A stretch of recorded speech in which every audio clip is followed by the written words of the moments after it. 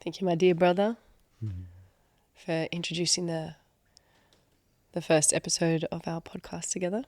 We've been speaking for a long time beside each other, and this is it, our first official episode of our podcast.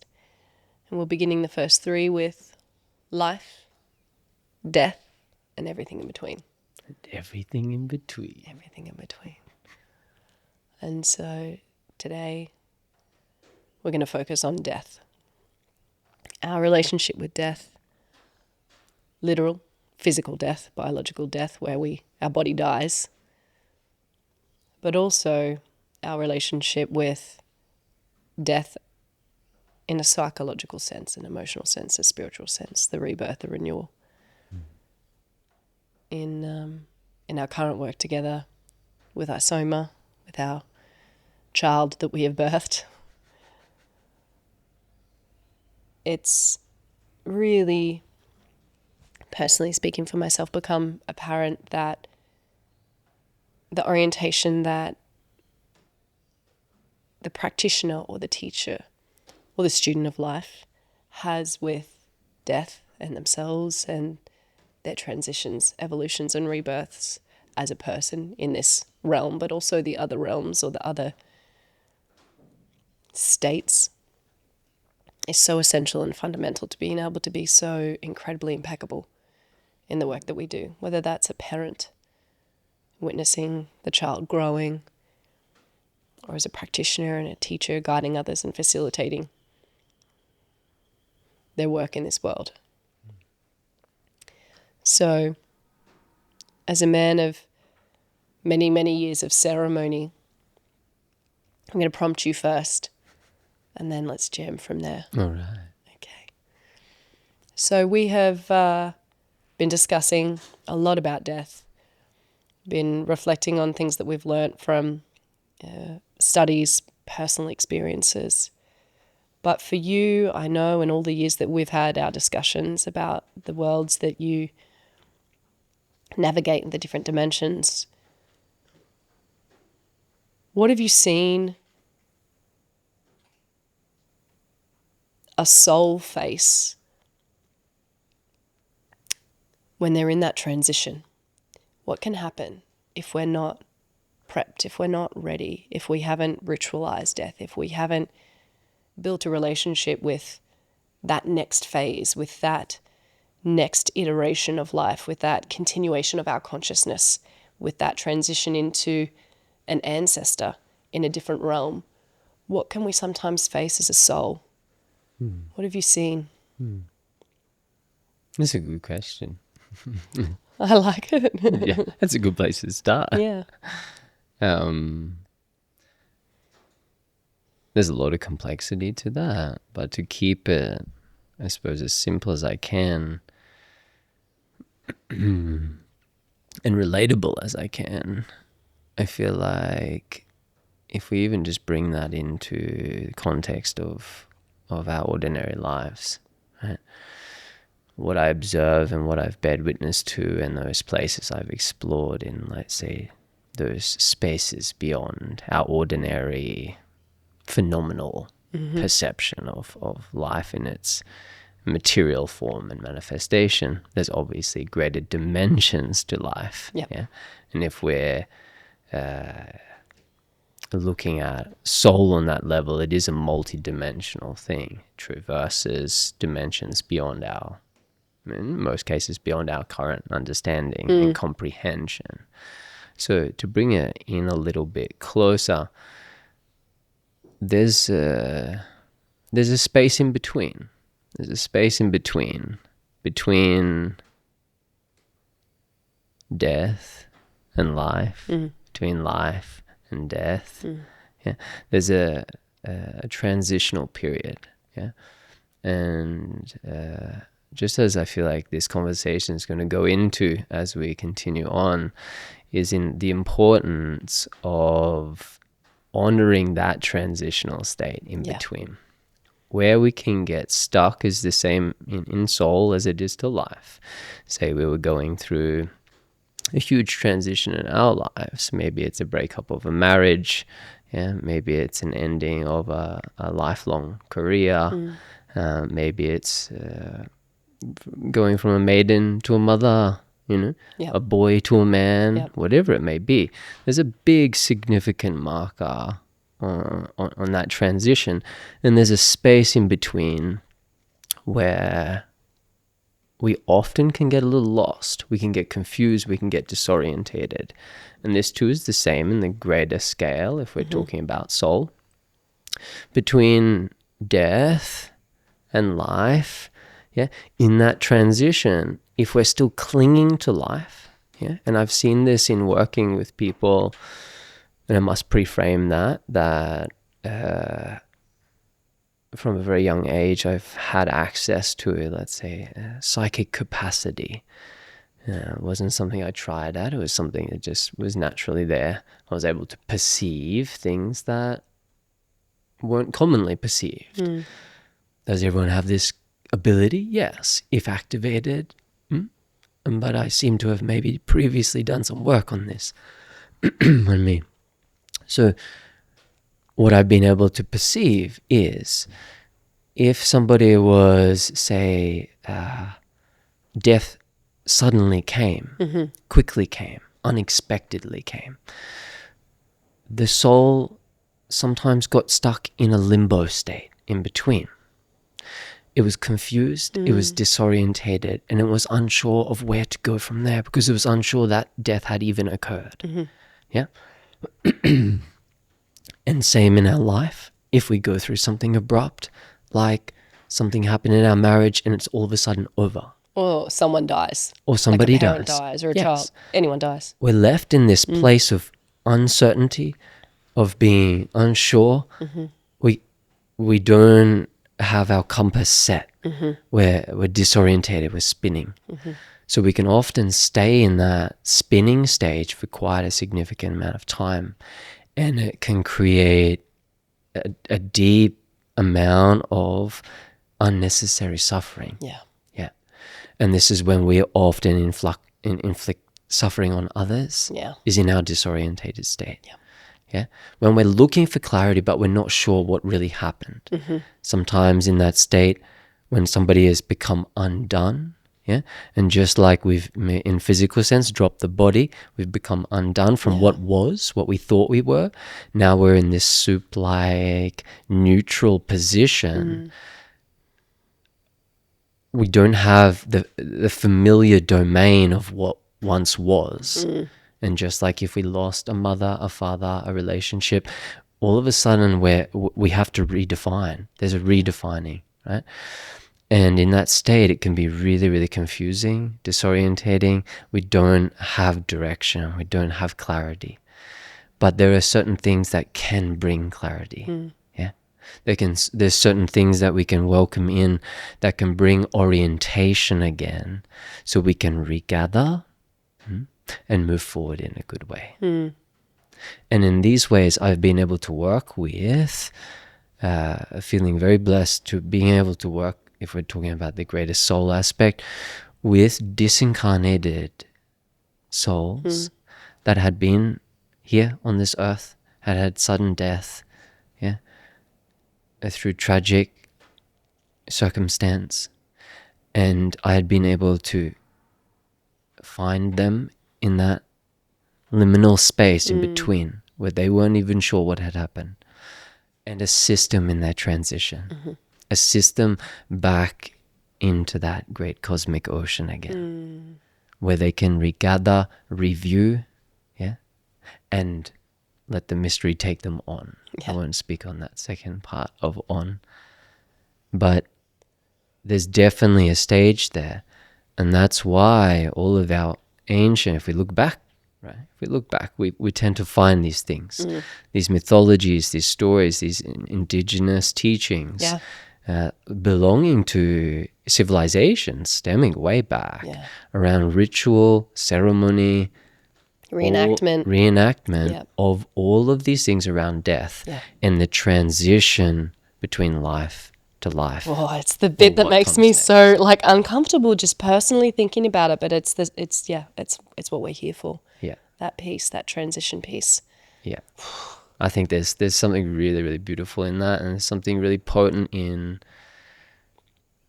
bringing awareness to it and just exploring it, right? We often balk around death. There's so much taboo around it, right? There's so many people that are like, yeah, I'm all good with death. Are you really? Are you really okay with the great mystery? Yeah. Because death is a great mystery, right? We can speak on some of these things. We could also speculate on some of these things, right? But there's an element of the unknown there. And in my experience, most human beings are really afraid of the unknown. Yeah. Right?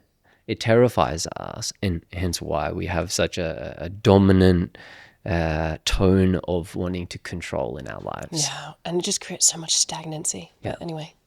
Yeah, even control around death. We try to control death. We try to push death away if we have a relative that's dying or somebody of that sorts. We often, even though they might be on their final days, we try and control, we try and hide it even from them. Yeah. And we say, oh no, it's okay. You're going to get better soon. You're going to be okay. Although you know this person is going to pass, you won't come to admit that and actually be with them in that really raw and vulnerable moment. Yeah. That truth is actually required and can liberate. Yeah.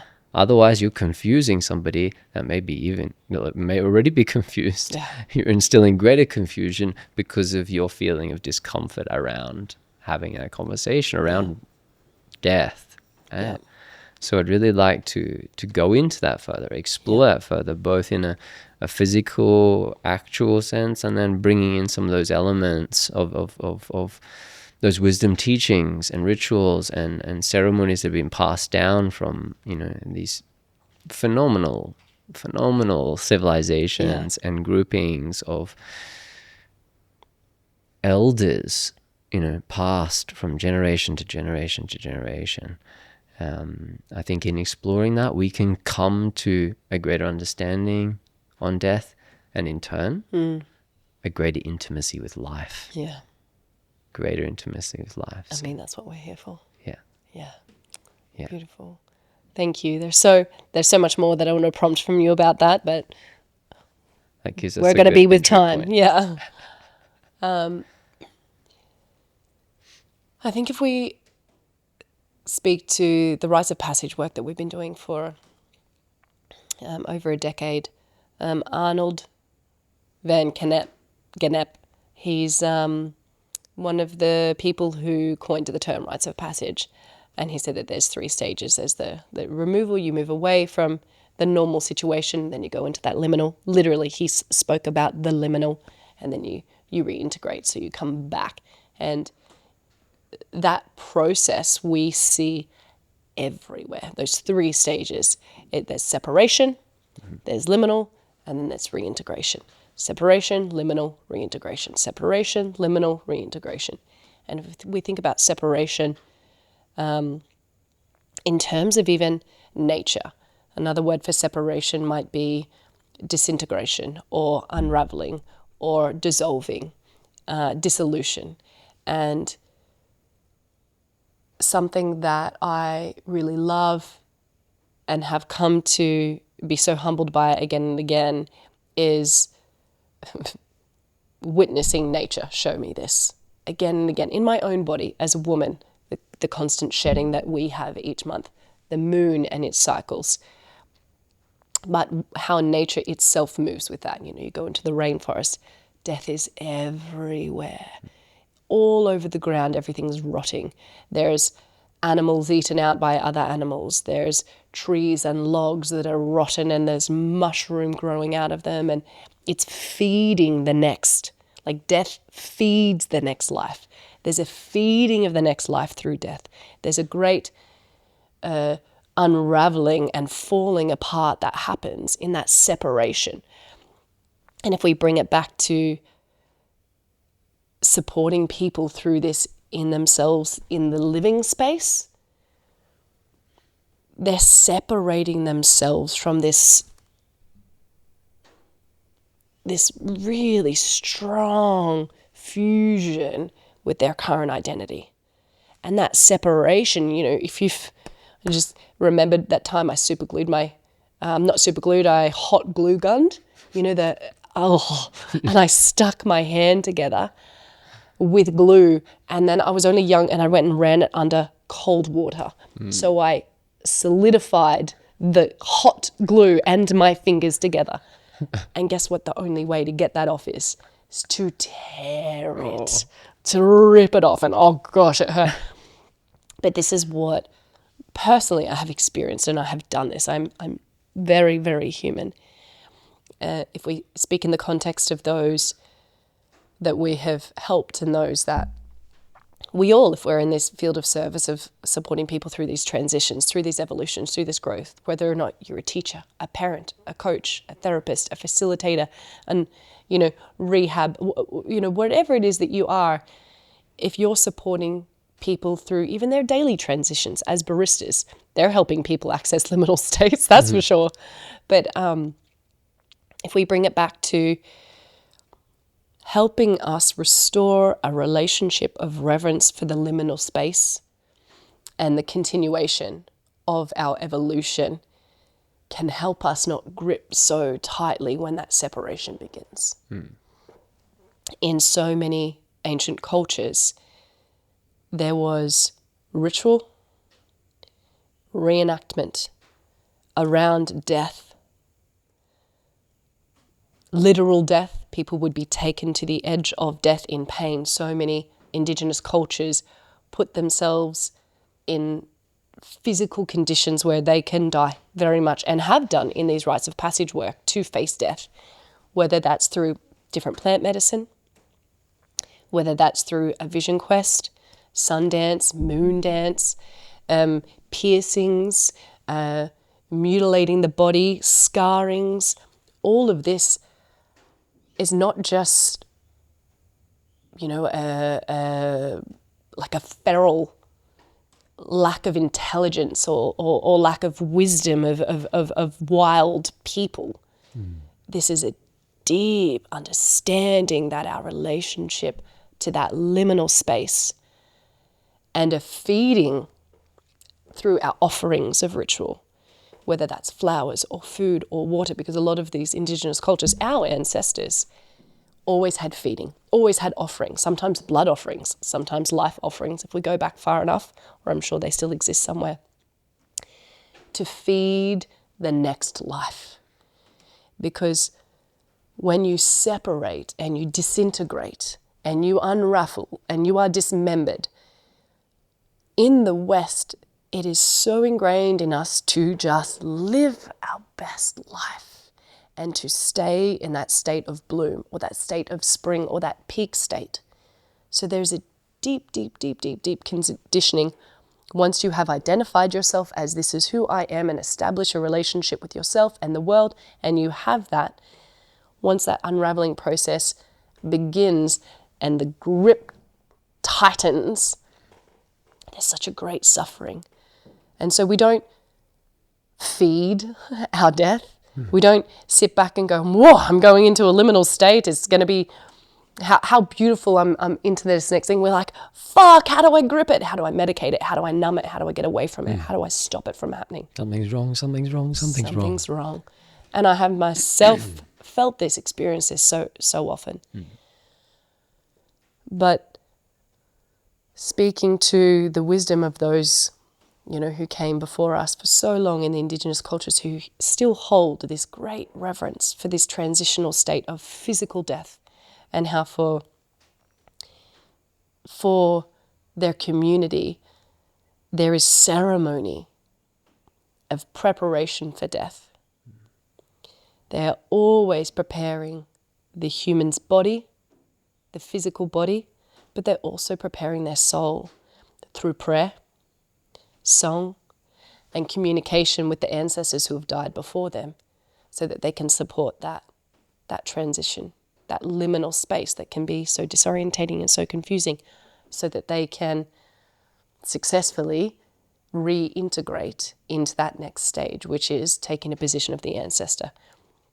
And so when I was researching this and when we were discussing this, every single Indigenous culture that I looked up, all of the oldest ones, the Mayan, the Incas, the Yoruba tribes from Africa, the Aboriginal people from Australia, all of them, the Tibetans, the monk, they all hold ceremony, ritual, reenactment of death, where they're bringing in the ancestors, and they are with the process as a celebration, sometimes somber. In Egypt there's some pretty hardcore traditions that they do there with the people that are still alive, and the offerings of animals and people, and the blood of animals and people as an offering to that transition. But this was done in a respect, knowing that they're about to transition to an ancestral realm. They're going from a human, from this embodied to a disembodied state, and that is the next continuum. The cycle is continuous of death and life are not separate. Rebirth is death and life at that axis, at that focus point there. That's a great, I want to just inject something there. What is it that is continuing? Right? This is I want to just highlight that, because there's so many of us have come around that belief of, if this body is discontinuous, I'm discontinuous, because I am just this body, this mind. But in order to continue on, what is it that continues on? That there's consciousness that continues on, right? It's then freed from the limitations of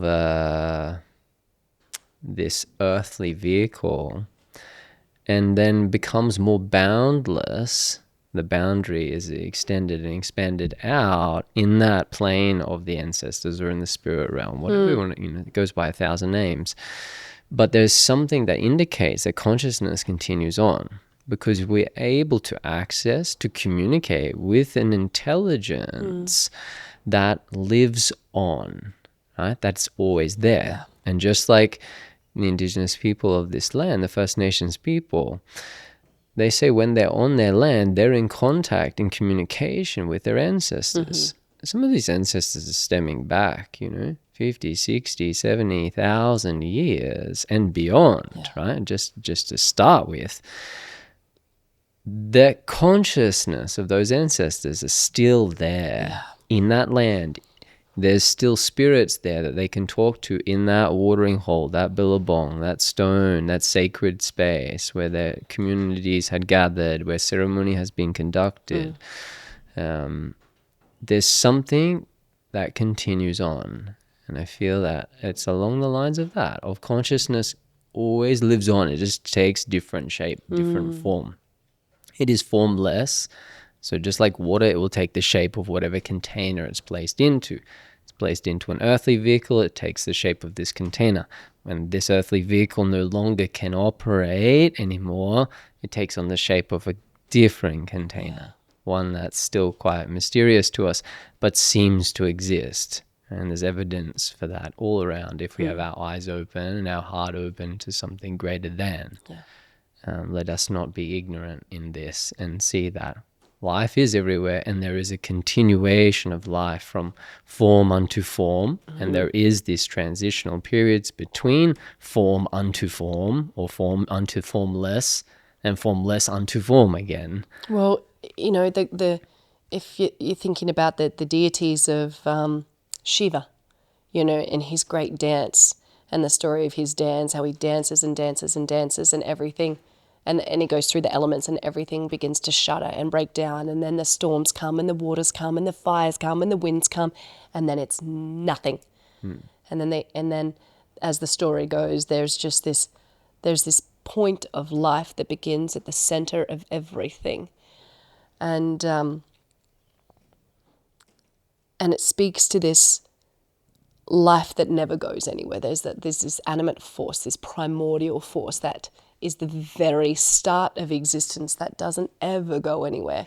And so as he dances and dances and dances and breaks it all down, if you move through the story of that and the journey of that, and you think of the times in your life where you thought everything was breaking down and everything was falling apart, you know, if this relationship ends, who will ever love me again? Or what will I ever find? Or who am I going to be if I lose this job? Or even disasters that are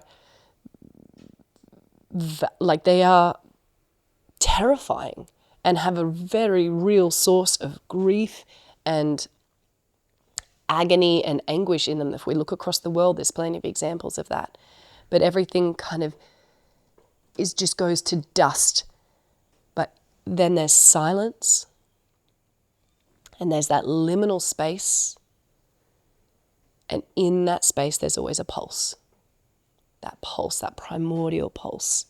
And in all of the old texts and the old ways and the old myths that we have, learnt as a lot of us as in the West as fairy tales, a lot of the fairy tales, there's always this pulse, this primordial life force that guides us. There's these nudges. And that is said to start the next iteration of our life, that next the rebirth. But that happens only when everything has gone silent and it appears that we're gone. In our rites of passage work that we do with alchemy, we have seen so many times that point where people consciously choose separation. Like they're at this point where their life has shown them like shit's going to break down. Like there's a fork in the road right now and you're going up shit creek where you don't want to go, and you're hitting your head against the same fucking wall again and again and again and again, or you actively participate. You actively participate and you move towards. And I honor every single person who has ever gotten to that place inside of them, because I know the sense of, personally have experienced that sense of helplessness where I feel everything is crumbling and I want to give up. And I want to give over to that sense of helplessness. And have many times before. But the courage that is required of us to really tune into that primordial strength inside of us and answer the beckon to that call of change. It takes courage. And it's been an honor to witness with you the thousands of people that we've seen face it and face it and face it. And as we approach, and as people and we humans approach, just how intense it gets, right? As you're moving through that liminal space. And it's called liminal and it's transition because we're transitioning, we're transcending, we're transforming. As in there is nothing left that there was this before, it all must go. And so as people who support, guide, facilitate, ritualize, teach, hold ceremony. In my opinion, it is our responsibility to really establish a reverent and sound relationship with the part of us that is afraid of that liminal space. So we can spot the signs of that fucking freak out as we're approaching death. Because it is scary. So if we come back to the Indigenous cultures that we have in this world, there's so many that we can't find that have been wiped out, unfortunately, by colonization and war and all those such things that have happened in our world. But the ones that we can remember, look back to, that have been passed down by oral teachings or on the paintings of walls from thousands and thousands and thousands and thousands of years, there was always a ritualization of death, always a great reverence and respect. And I believe that it's to help us when someone is approaching the liminal space. It's like a great holding, like a really deep, loving celebration, because through dance, through drumming, through singing, through movement, through breath, these community ritualistic ceremonial practices wake up that primordial force in us and that person who's about to transition, but also within the community, because there's so much grief that happens in the community body, but in our body as we approach this. And, as we see ourselves establish this relationship through ritualizing it in our own life and facing our death and facing our mortality, there's this piece for me personally that I've come to feel through moving through these states and having people there to support me and to support me with ceremony and ritual and just love and community to move through that liminal space so that I don't withdraw and hyper-individuate the process or just hyper-psychologize the process and just completely resist it and then stay stagnant and suffer. Yeah. Hang on. And I think that's a really nice to realize that our tendency is to do that in that way of like overthinking it, overanalyzing it, also panicking and telling ourselves that something's wrong, right?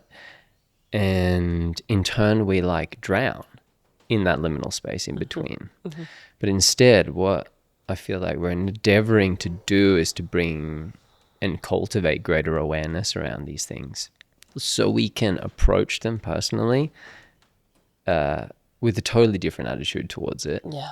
And if we have a different attitude towards it, we're going to engage with it in a totally different way. Yeah. So as we're meeting those, and again, I can bring this back to something so many times I've personally, and as have you, moved through that transition. So many times I've had to, and I've willingly handed myself over. There was early in my journey, there was a deep calling. I was new to like meditation. I was connecting in. I started to find myself in that place, and really refining my boyish nature into bringing and welcoming in more awareness, which cultivated that man. It started to wake the man up inside that needed to step in and really take the lead. Instead of playing all these immaturities out and being frustrated with the world and angry with this, just as a youth is, they're just like keen to throw down and everyone's against them, is how most of our teenagers look at the world, and as did I. But there was this humbling up, and I had to trust because something called me, right? And as I was in meditation one day, I had this vision and I had this insight that I needed to go on this great pilgrimage. I needed to go on this journey. And there was something in it for me although I didn't know what it was, I followed that thread. And that thread took me deep into the jungles of the Amazon to work with the medicines there and to learn from that wisdom and to hand myself over. And I had not known anyone who had been there. I didn't know. It wasn't familiar. It wasn't in my field. It wasn't alive. And I'm like, oh, so-and-so did this and this and this and they've worked. No, it was brand new for me. And I hadn't spoken to anyone. I didn't know anyone who had done such a journey. And I went by myself because I needed to have courage. And I needed to trust that something was calling me. And there was something there to be handed over. And there was deep death involved in that. Yeah. Right?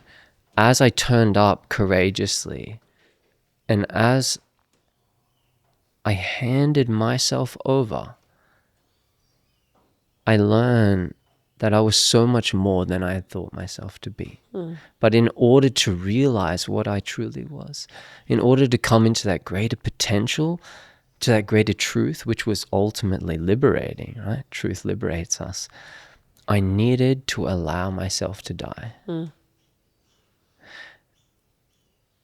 And what I mean by that was I needed to let the identity of what I thought I was, the man I thought I was, the person I thought I was, what I had been informed by from the outside, what others had imposed on me and told me this was what sort of person I was, and also what I had told myself, right?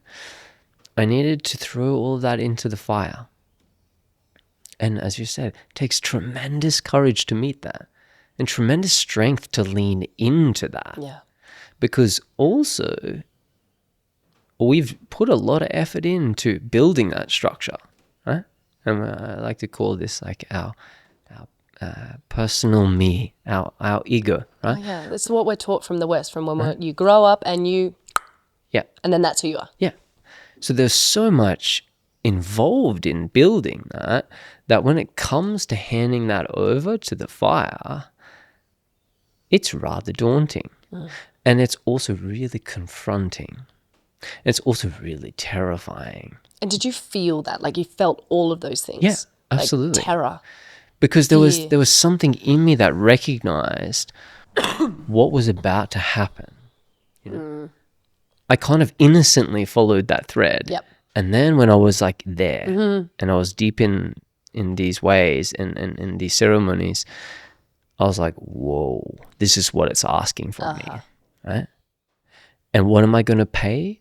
It's almost like a paid in that pound of flesh that the death of what I thought myself to be I needed to uncling it from my sticky hands and set it down and be okay to not know what was coming next, right? To let go of control, to hand myself over, what I thought was myself over, right?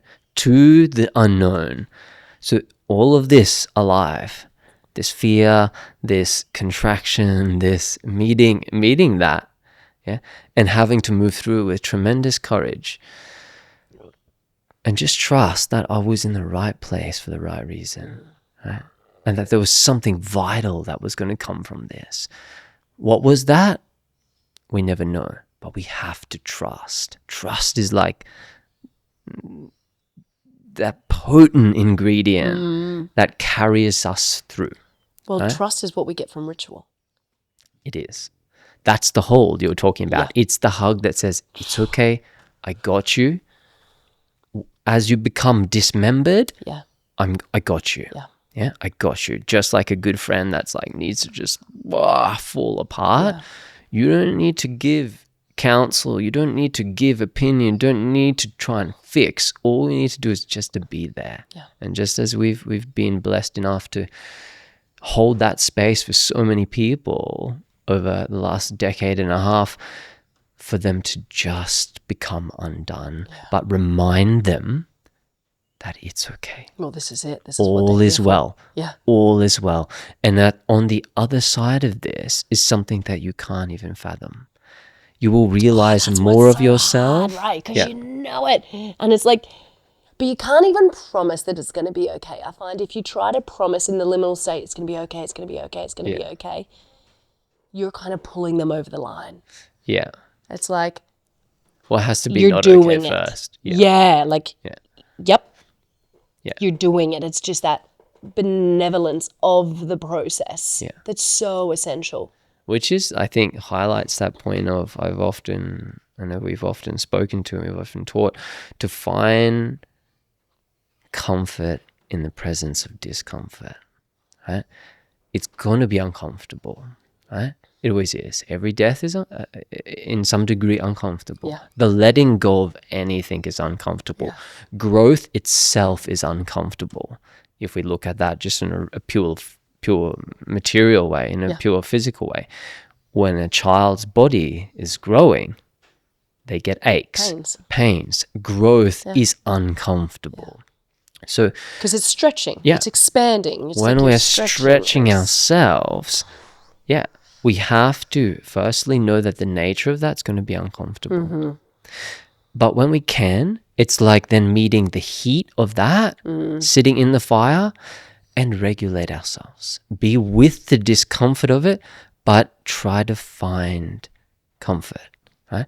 Try to bring comfort in the presence of discomfort, and in turn we change our relationship with it. And instead of being like a chicken with our head cut off in that liminal space of like, oh, I don't know, and panicking, we stay in a rather regulated state in that luminous undoing as we become translucent. Someone like the caterpillar in his chrysalis becoming a primordial goop, he has to let go of the form he once was and the limitations that form impeded on him, which is that he could only crawl on, or she can only crawl on the stem of the branch and eats of the leaves. And I'm sure there's something deep inside, because it's seeded, that there's a new dimension yet to experience. And just like human beings are like, I know there's more. Oh, I know, I seek and I long to know myself on a deeper dimension. I know I can fly, right? I know that there's potential untapped and unfathomable to me, and I can hear it calling, but I'm afraid to move towards it because I'm afraid of what it might ask of me, right? Because with that power comes responsibility. And sometimes I like playing like a little kid and dismissing my responsibility and not taking accountability for my thoughts, for my words, for my actions. But there's a dimension that calls us forward that intrigues the shit out of us, but sometimes we're afraid to meet it. Yeah. And in the same way, that caterpillar has to become translucent primordial goo and be reshaped and be reformed. And then when that new birthing comes into a world, what is there is a new dimension of movement. He's then not stuck on the branch and just eats the leaves. He can dry his wings and take flight into a domain or dimension of phenomena, of a phenomenal experience that is yet unexplored. It blows my mind. Yeah. You have a little crawling, little grub, just crawling away. Then he wraps himself, builds his own little cave. Imagine us. Just got to go back into my chrysalis. You know, we don't have that, particularly in the modern world. We've just lost that energetic chrysalis of community as well. Yeah. Like the ritualization and the ceremonial and the devotion as practice. Not, and I'm just going to, devotion, when I speak to it, I'm not talking, for context, I have a backlog of conditioning that has shed over the years of this work, of a very dogmatic kind of devotion that had a lot of rules, a lot of fear in it, and negativity because of the religious context that I was schooled in. So if that's coming, you know, if you're listening to this and you're feeling that, I hear you and I understand. So this is not any religion or any belief system. I'm talking about devotion as the energy, like more about the energy that you're holding when you're in witnessing something. You know, if I say devotional practice or if I say ritual to me, when I say the word, I feel this sense, like this spark of life in me. If I'm going to ritual something each day, if I'm going to be in ritual with it, each morning I wake up with my son, and our ritual is to talk about the dream that we had and to talk about the day ahead. It's part of our ritual. He does it now. He's almost 3 years old. He asked me about my dream, and we talk about our day, maybe what we wish for our day. It's a part of a ritual. It's sometimes I wake up and I'm tired and I don't want to do that, or I've got a shitload of things to do and I'm in a rush. But the ritual is moving into that repetition, which builds my inner fire, which builds my courage. The energy that I'm holding when I'm doing it is what I mean when I say devotion, as in this, it's really in contact with that primordial energy. And we can do this in ordinary ways. Our ancestors, they had the community and they had the eldership and the guidance, and they often synced it with the change of seasons, the cycles of the moon. They're so deeply in contact with the earth, so deeply in contact with nature, so deeply in contact with their ancestors. It was very normal. But if we're talking about bringing this into modernity, it can be simple and it can be ritualized in your everyday life like this. So when I'm speaking to that, if we translate that wisdom and that intelligence, that technology of communication and relationship with that primordial force into our everyday, and we honor at the end of each day that there is a death, and we hold that rawness of grief of something ending, if we pay attention to the space where our breath ends, and we just make contact with that on a regular basis, then when that moment for the chrysalis to build around ourselves beckons us, because it beckons us and we get like kind of irritated, you know, that's the first indication that there is a death calling you, that there's a restlessness.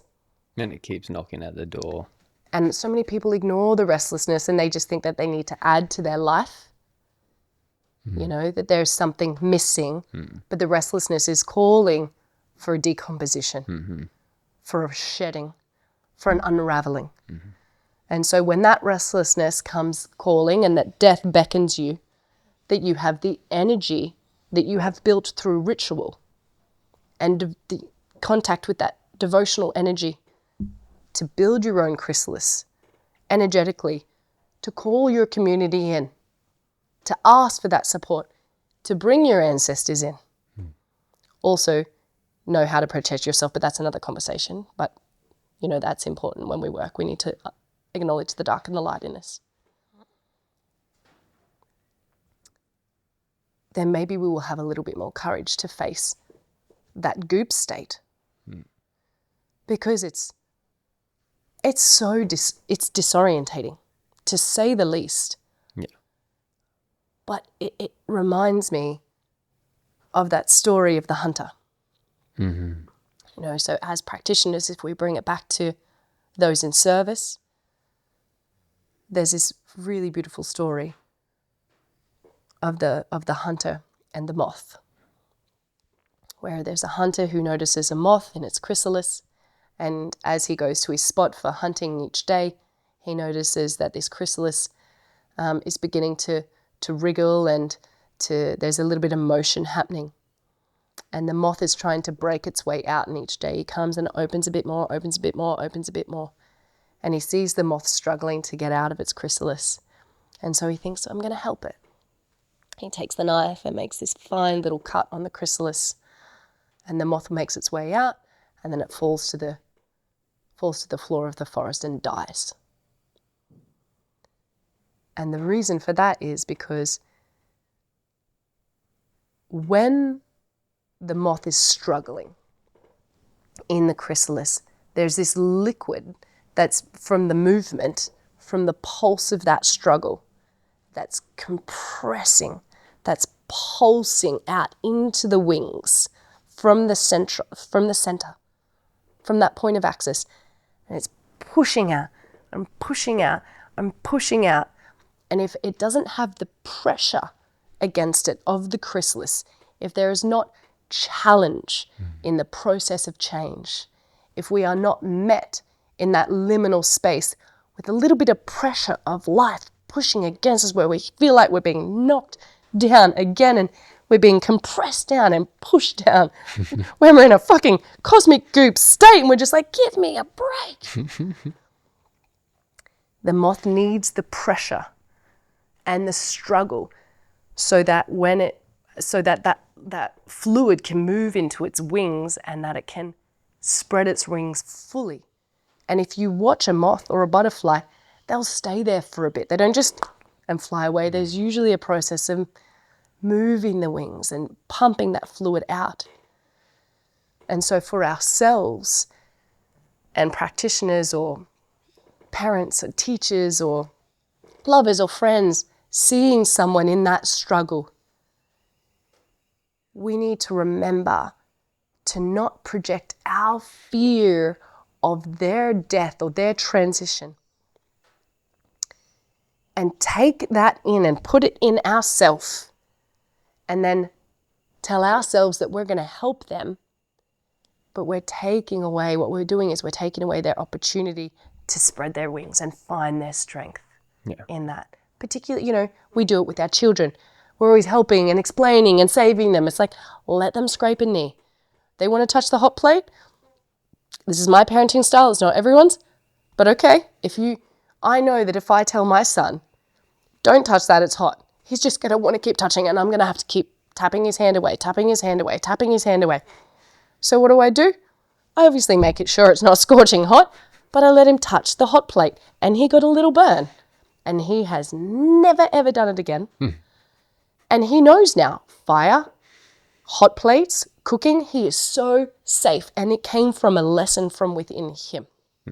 Experiential. Experiential. Yeah. And so we need to let those that we love, those that we serve, and ourselves have that struggle, rather than trying to fast track it, chat GPT it, go to the next therapist, the next ceremony, the next thing to help me get out of this state. If you're in the cosmic soup state, you're in the cosmic soup state. It's such an important part of the process. When I was in birth, I've spoken about this before, but birth is such a natural expression of death in birth. And I'm so deeply grateful to my partner, to my friends, and to our doula, who understood and had such a deep implicit trust in the innate.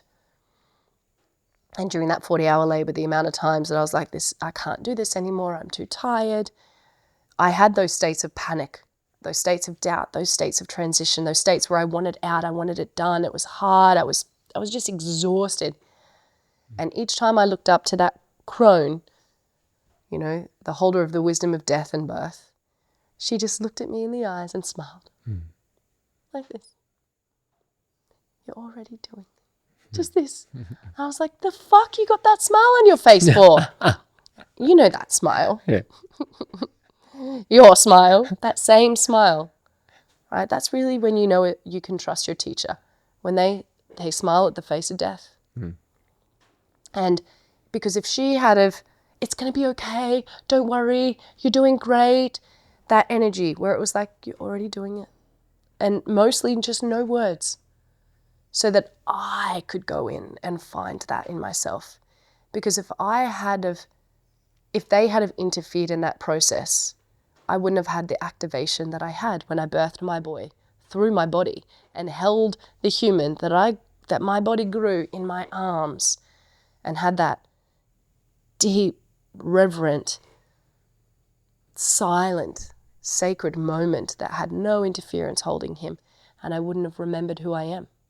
Like that moment when you were in the jungle, and without that kind of respect for the process that they held, I wouldn't have been able to come to that within myself.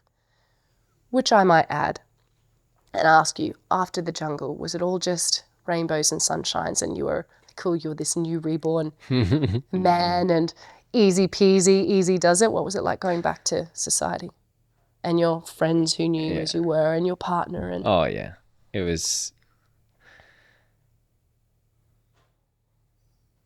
the start of something tremendously beautiful, but brand new, like a totally new chapter. Mm-hmm.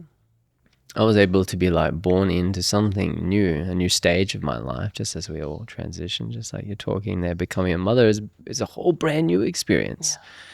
The experience of that itself and what that entails is like a totally different story than the previous part of your life, right? You just change that one dynamic, a little child coming in, or if you change that, for me, it was like a one really deep dive in handing something deeply over to die, then what came after that was so different. When you were in the jungle, I've heard that story. What was the thing? There was a really specific moment that you had to make a choice. Can you tell me about the importance of that in this process, the participation? Yeah, I feel like it was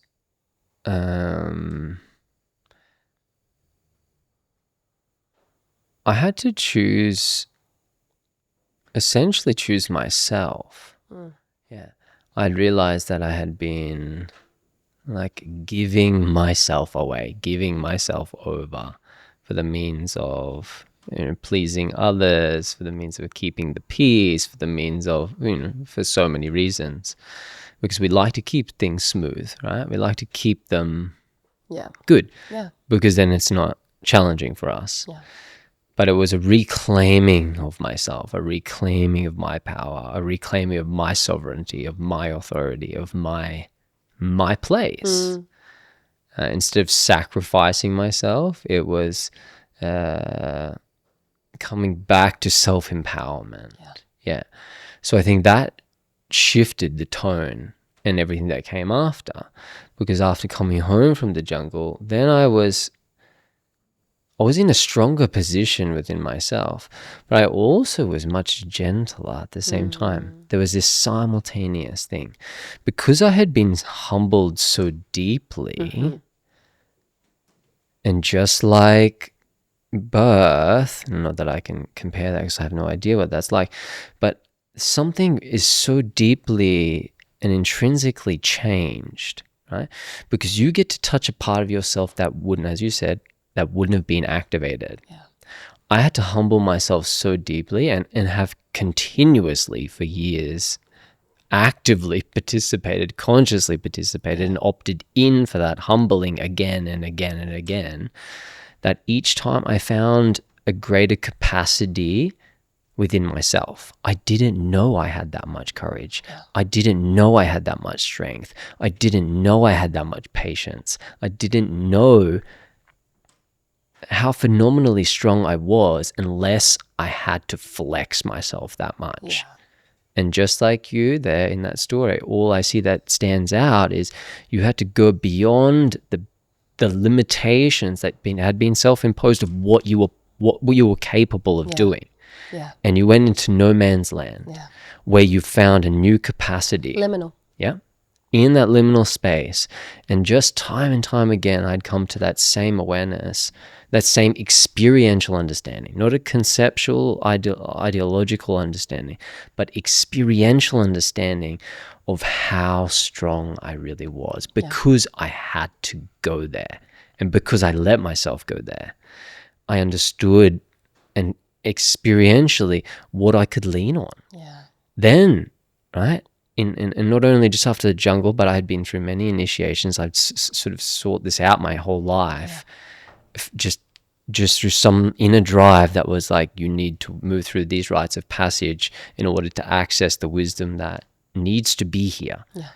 And I'm not making any claim to that as my own, but I needed to, let's say, shape this instrument so I could be a clear vessel to play a vital role of bringing this wisdom into the world. So I needed to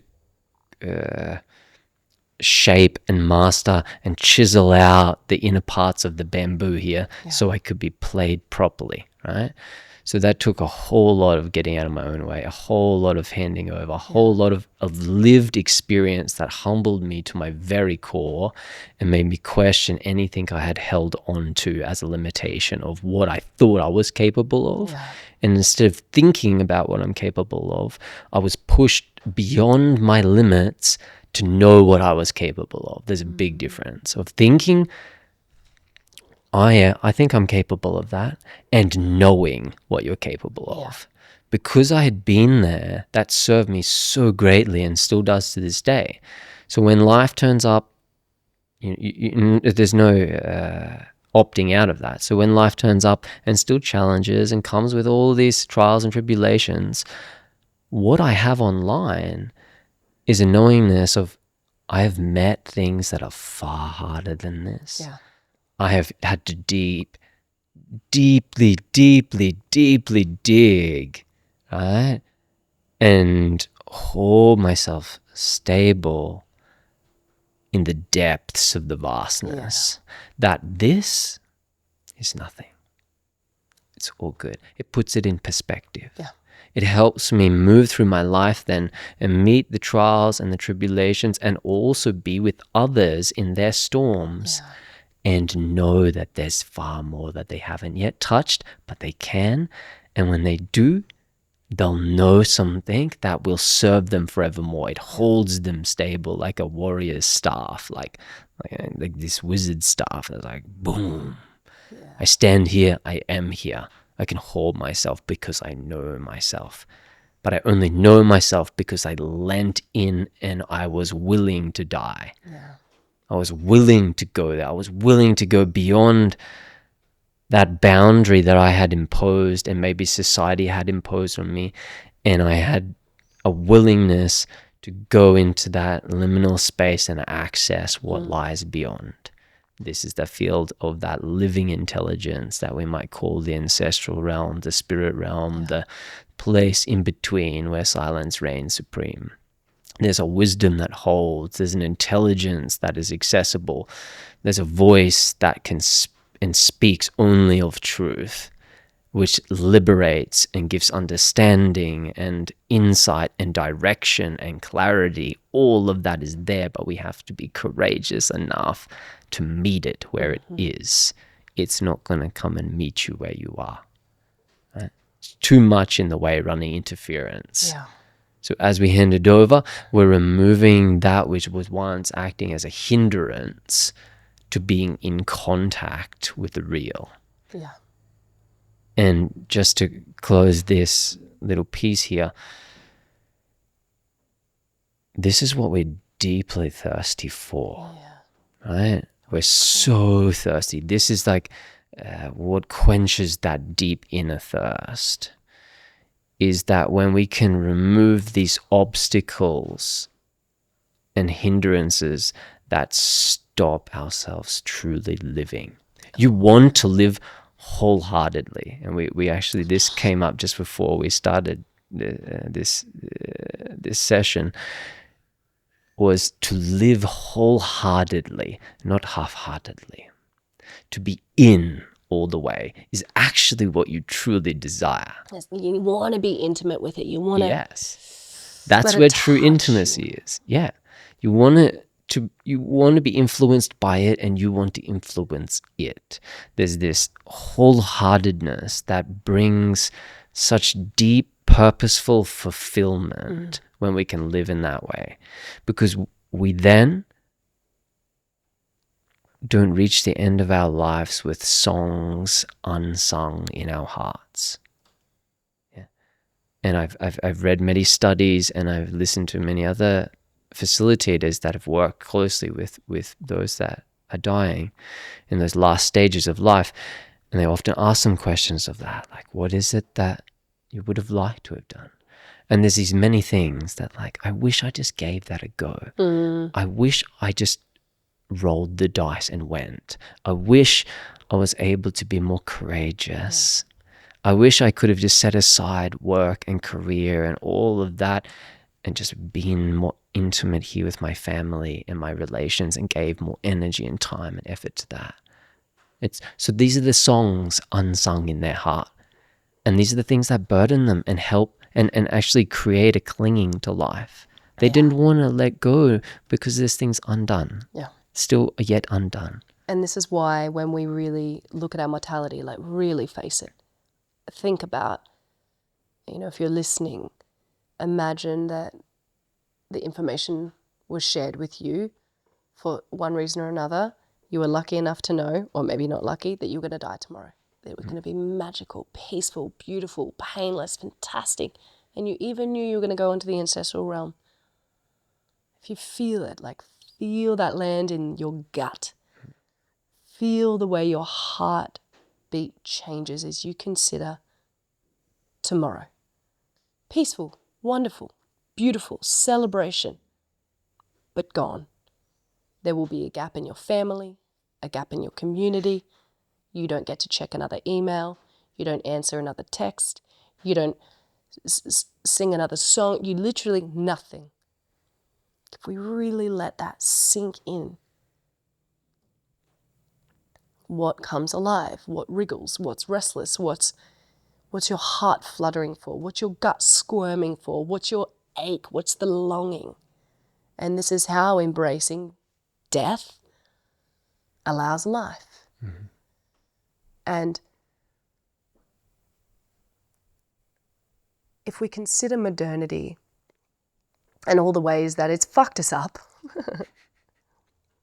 but also deeply thankful for the pressure that it's given us, in a sense, if we zoom out, the story of humanity has always been chaos precedes order, right? These esoteric teachings and understandings. Chaos precedes order, chaos precedes order, chaos precedes order.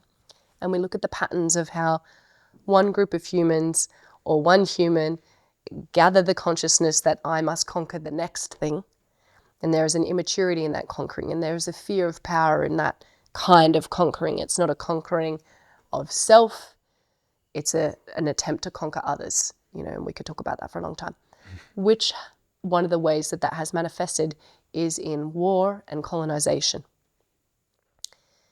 And what we can see if we look back in history and what that has taught us, and the pattern of that, is that you will have one group of peoples led by a person or a level of consciousness that we hold the answer, we hold the greater intelligence, we hold the superiority, and therefore we will just claim this now because we want it for the sheer desire for more, this unquenching thirst for more, reflective of the unfed part of there's a great fracture in that, a great fracture of relationship with the primordial aspect of their essence of life, because that's the root of scarcity and fear, right? And so if we think about it in a literal sense, that, the Romans, they came in and took over the lands of the Vikings and the Irish and the Celtic, and they started to wipe them all out. And how the US came in and wiped out the native Indian Americans, and how the British came in and wiped out and colonized and genocide again and again and again. We see it again and again and again. The Nazis colonizing, genocide, wiping out people and cultures. And in the earlier days, when peoples would invade, like one group of people would invade another group of people on native lands, if they were the indigenous people found on that land at the time, they were seen as, because they came in with superiority, they were seen as less important, less vital, and especially with their relationship to land, where they may not have structure, or they may not necessarily have a lot of colony stuff, a lot of farming, a lot of, it would be that they would move with the seasons and move with the cycles to respect the land so that they wouldn't destroy nature. So they were seen as unintelligent and less than. And these people had ceremony, and they had ritual, and they had community. They had relationship with the elements, and they had a deep, reverent relationship with their ancestry. They had prayer. Everyone had a place. There was always rites of passage for life transitions, birth, death, moving into your role. Everyone had a role in community. These are just I'm doing some overarching threads of a lot of the Indigenous cultures of the world, of what we can learn from them. And I'm kind of doing a broad sweep, so forgive the lack of nuance here, but bear with me. And there was such a strength in these people, great resistance. And many of them they never give up. They never gave up. The Maori people, there's plenty of Aboriginal, First Nations, Aboriginal people here that never gave up. The Native Americans who never gave up. The Mayans who went underground. The Incas, like they held this intelligence. Barbaric things were done to so many of their peoples, and horrific things were done, and there were cultures wiped out. And in all the people that I have met, in the relationships that I hold in real time now, with relationships with these Indigenous peoples that I, am honored enough to call my friend, what I can feel inside of them is that connection they still have to spirit, that connection they still have to earth, that deep reverence and respect, and that reciprocity in the way that they live their life, and how incredibly intimidating and powerful that is. And so when colonizers came, they knew to divide the people, to wipe out their language, to ban their practices, because ritual and community were the things that strengthened them. Ritual and community held that together. And so many people are being called and being beckoned because there's this sense of belonging that's missing in many people, because, well, I am part of a lineage, from the Celtic lineage, from the Viking lineages, and even far down the line from the native North American. So I have been the colonizer and the colonized in my generations before me. And there is something deep inside me and deep inside so many we see that's calling them forward back to that right relationship, back to that community, back to that connection. And instead of, I think there's a way in which we can see modernity as this chrysalis, as this pressure. If we look at the chaos that's preceding the order, it's putting this pressure on us to return to these small ritualistic ways, to face death, to practice and go on, answer the call like you did. To reestablish these natural orders in things like birth and death without interference. If someone's dying, let them die. The way that we are extending life and what that's doing to humanity, what that's doing to our earth in unnatural ways, the way that we fear it so much because we have lost connection to that ritual and that relationship with that ancestral. We've lost reverence of it, forgetting that we're going to continue on. And so bringing this back into our life is a way to answer that beckoning, that calling for that deep sense of belonging, and we have to stoke our own fires through ritual. And it's a way that we can, instead of thinking, okay, it's suffocating me, it's smothering me, I'm trapped in modernity. Yes, and what if you start to spread your wings? What if you acknowledge the liminal space that we have been in and that we are in as a collective in a way? And I think that there is a participation that we need to re-engage, and remembering how much we need to participate and answer that call and that beckoning, and knowing that there is a great death in humanity and a death in the way that we have been. And if we begin to re-embrace that and not be so afraid of that transition and that liminal space, and we gather the people to help hold us through that, and we reestablish a relationship with that liminal space instead of having to hold on and grip on all the time. It's like, you're in a cosmic soup state, you're in a cosmic soup state. It's uncomfortable. Find your people who get it. Find your people that get it. Find your people who get it. Yeah. And that's all that's needed sometimes. It's like just to find our community. Yeah. Find our tribe that can reflect you and that are in it with you. They're consciously in their processes. They're in their own metamorphosis. Yeah. And some of them have moved through many metamorphoses. right? Not just one, not two, not three, but a continuation of that. Yeah.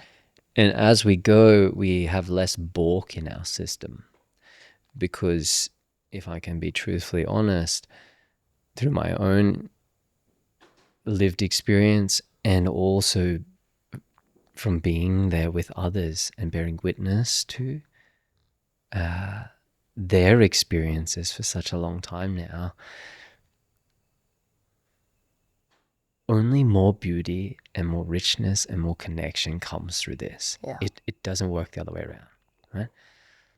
It doesn't trap people more, Yeah. enslave them more, entangle them more, and create more confusion. There may be moments of greater confusion as everything is exacerbated as it's falling away, because it comes real close, right?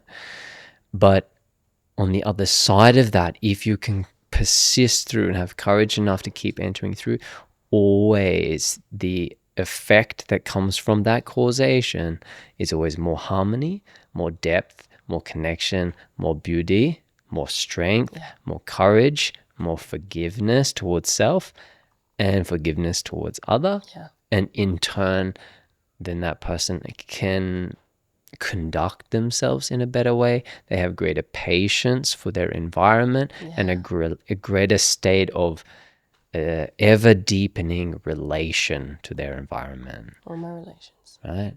So the formula of embracing both death and life is a beautiful alchemical formula. Instead of just staying with the pretty, right? What's alive, what's a beautiful, is somewhat like, and I see this more in men and women, right? Of attachment to the pretty. When I was 20, I looked like this, my body nice and tight, and the shape I wanted it, and my waistband perfect, no saggy bits, skin hasn't lost its elasticity yet, handsome, whatever, all of this beautification around it. And then as the body starts to gradually age, and it changes, right? Always changing. The person struggles to accept their aging body. So they're injecting things, they're trying so much effort involved in trying to keep things tight. And if they're not tight, tuck them in. Yeah? Or hide. Getting Or cut them off. Subjugate. yeah, exactly. Or undergarments that tuck everything in so it looks and is perceived the way you think it should be. And you think it's beautiful, right? And sold to, right? This is the same thing, just played out in a different way. Yeah. We are trying to cling to the beautiful and not allow what we perceived or have come to conclusion around is ugly, right? Yeah. And death in most people's eyes is ugly. Yeah. The dismembering of ourselves when we're needing to let go of the old and be reformed to most people is an ugly stage. To not be okay is ugly. It's weak. This is what's been conditioned into us. But fortunately, the greater voice of wisdom is starting to chime in, and there's greater instruments to bring forth this ever guiding light that says falling apart, reforming, reshaping, rebending is actually phenomenally strong and beautiful thing, right? This is complementing the process. It's nature trying to force its way through, because it will. Yeah. Like it will. You can, the people that they're like in their 60s and they can't move their face and then they have the saggy neck. Yeah. It's like, my gosh, let yourself go so I can see you. Yeah. Like all of that is that like I can't wait till I have my whites come through. Oh, totally. I already got a lot going on. But it's this, it reminds me, and I know we have to close soon with time, but it reminds me of one of my favorite stories, one of my favorite myth stories.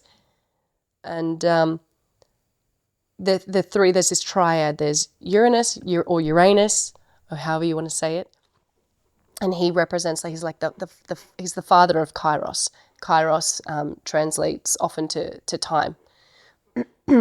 So it's time and his father, who represents the sky and the intelligence of all things, kind of represents life.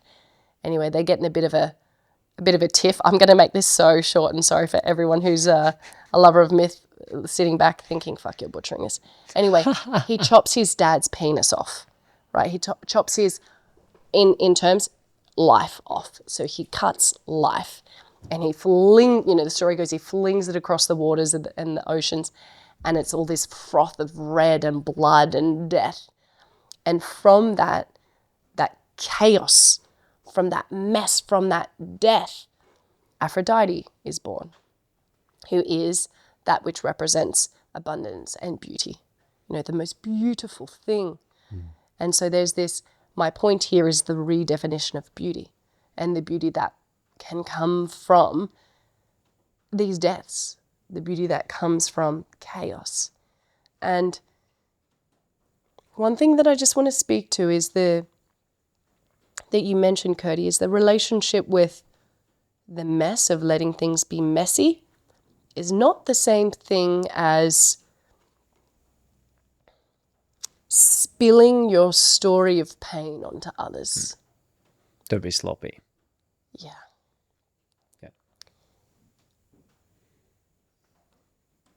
If we can remember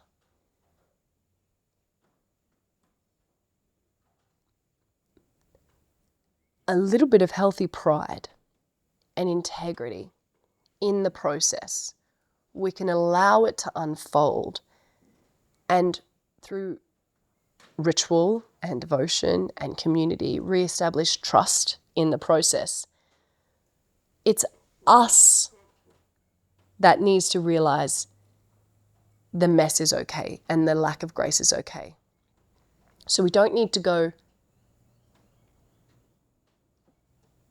Sometimes we extend out and try and get acceptance of our mess. But just that small discernment of that it's your relationship with your mess that you're changing. You don't need to change anyone else's idea of your mess. You have nothing to prove.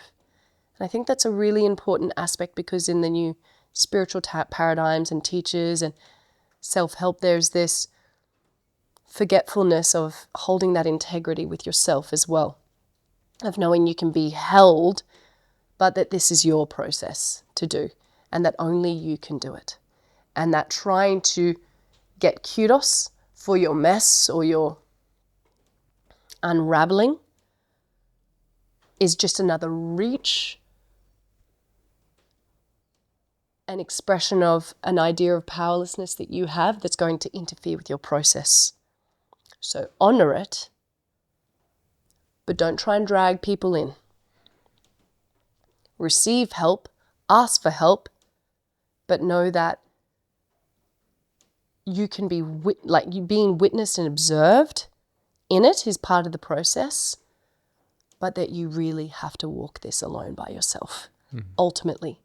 And it's the paradox that you're not alone, but it is your journey and your journey alone that only you can walk and only you can choose to face death. I just had a vision of a beautiful canvas and a group of people with their own canvases painting, right? And sometimes we reach that point where we're not sure where to go with it. Right? We got the idea, right? Maybe we're trying to all paint a landscape picture of us, the sun setting over the mountains. But what will be painted in each canvas will be entirely different, yet it's the same vision, right? The sun setting over the mountains.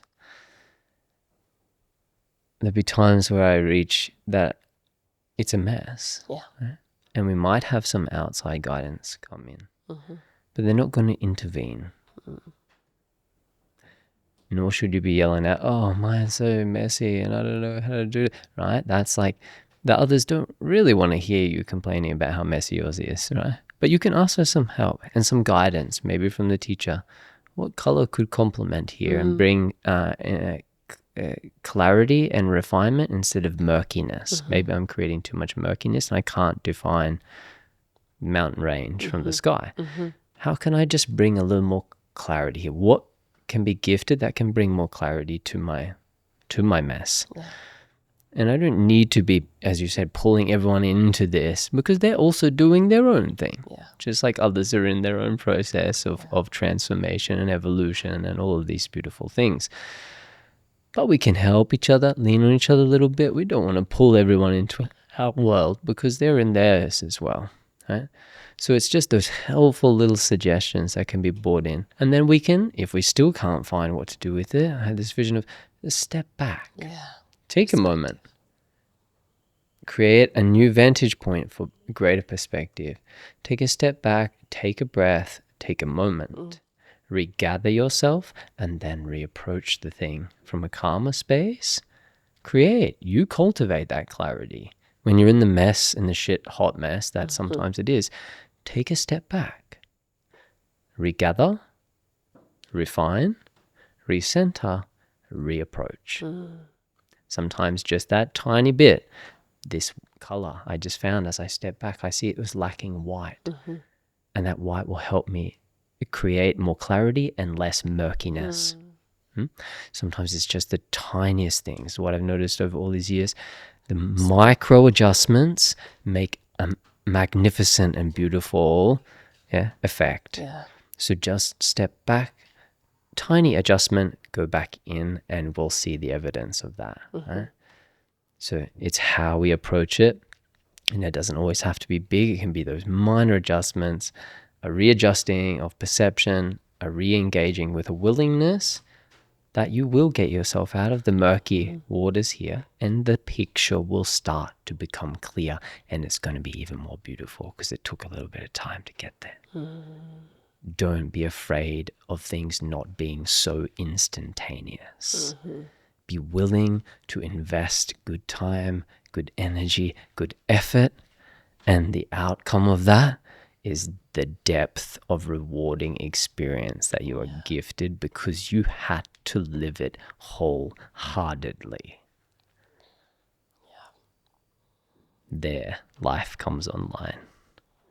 Which is a beautiful segue to the introduction to our next episode, which will be about life, where we will speak to embodiment, where we will speak to grief, the process of embodiment being, a deeper exploration of this unraveling, because one body of consciousness or idea of yourself must die in order for the next to come.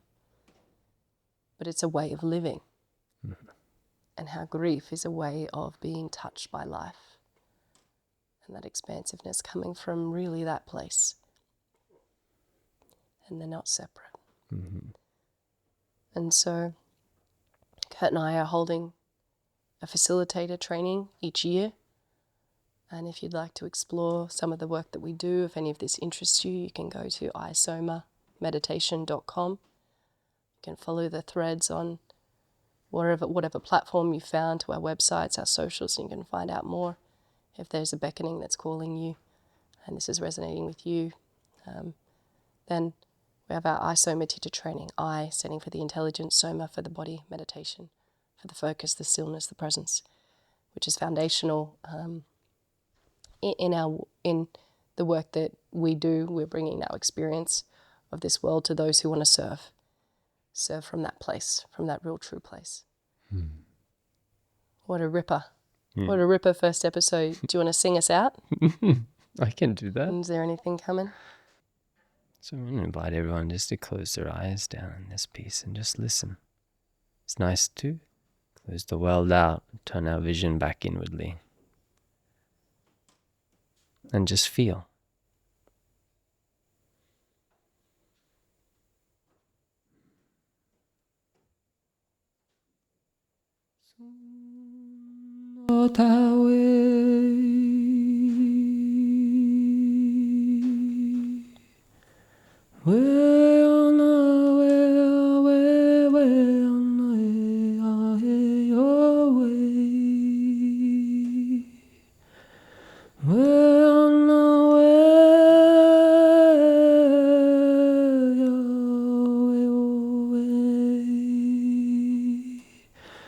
no lo ta ve ya sha ve shan do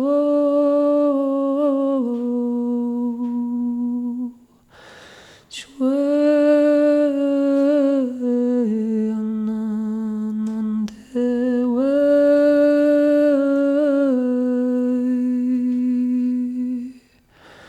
we